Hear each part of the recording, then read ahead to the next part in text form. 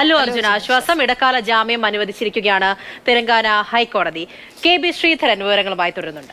ശ്രീധരൻ, അല്ലു അർജുന ഒടുവിൽ ജാമ്യം ലഭിച്ചിരിക്കുകയാണ്. വലിയ ആരാധകരൊക്കെ വലിയ രീതിയിൽ തടിച്ചുകൂടിയിരുന്നു, വലിയ പ്രതിഷേധങ്ങൾ ഉണ്ടായിരുന്നു. എന്താണ് ഇപ്പോഴത്തെ ലഭ്യമാകുന്ന ഏറ്റവും പുതിയ വിവരം? മുൻകാലത്തുള്ള പല കേസുകളും കൂടി പരിഗണിച്ച് അല്ലെങ്കിൽ അതിൻ്റെ കൂടി കാര്യങ്ങൾ എടുത്തു പറഞ്ഞുകൊണ്ടാണ് ഇപ്പോൾ അല്ലു അർജുന് ഇടക്കാല ജാമ്യം നൽകിയിരിക്കുന്നത്. ഏറ്റവും പ്രധാനം ഷാരൂഖ് ഖാൻ കേസ്. ഷാരൂഖ് ഖാൻ വഡോദരയിൽ ഇതുപോലെ സിനിമാ പ്രൊമോഷൻ പരിപാടിയിൽ വെച്ചുകൊണ്ട് ഉണ്ടായ ഒരു ദുരന്തത്തിൽ ആളുകൾ മരിക്കാനിടയായി. ആ കേസിൽ FIR ക്വാഷ് ചെയ്തിരുന്നു. അതുപോലെ തന്നെ അർണബ് ഗോസ്വാമി കേസിലും അതിനൊക്കെ സമാനമായിട്ട് ഉള്ള ഒരു കാര്യമാണ് ഇവിടെയും പറയുന്നത്. ഏതായാലും ഈ കേസിൽ അല്ലു അർജുന് ഇടക്കാല ജാമ്യം ലഭിച്ചിരിക്കുന്നു എന്നുള്ളതാണ് ഈ നിമിഷത്തെ ഏറ്റവും പ്രധാന വാർത്ത.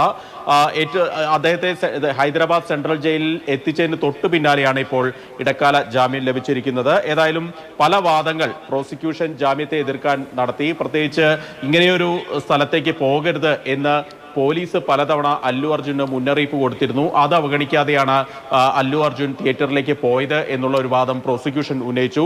അതിന് കോടതി ഒരു മറുചോദ്യം കൂടി ചോദിച്ചു.